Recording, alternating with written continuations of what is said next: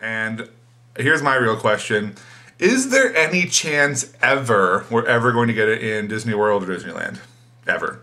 Disneyland, yes. Disney World, no. Disney World does not like spending money. It just doesn't.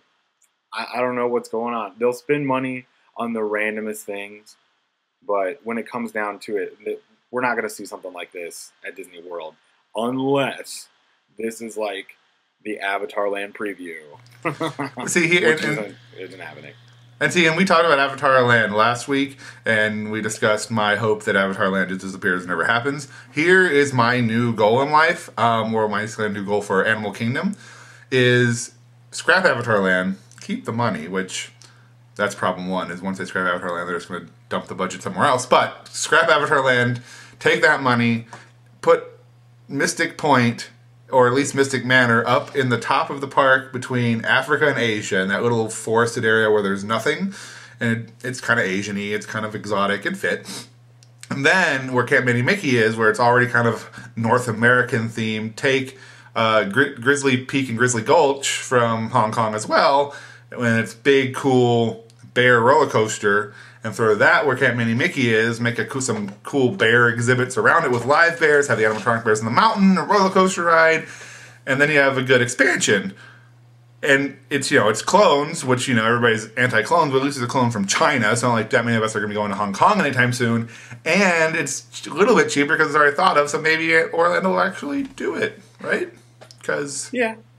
I mean, the surprising thing about this is that there was an article that came out a couple of years ago that it was a poll. How many Disney fans you have any idea that there are multiple Disney parks? I mean, there are people that claim that, oh yeah, I love Disney World, all this stuff, and you say, oh, well, have you ever been to Disneyland?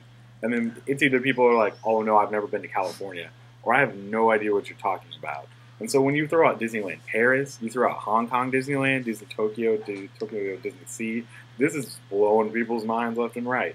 So no one's going to go to these parks outside the country unless they're the avid Disney fan, or they just happen to be in Tokyo and someone's like, oh hey, you want to go to Disneyland? And they're like, what?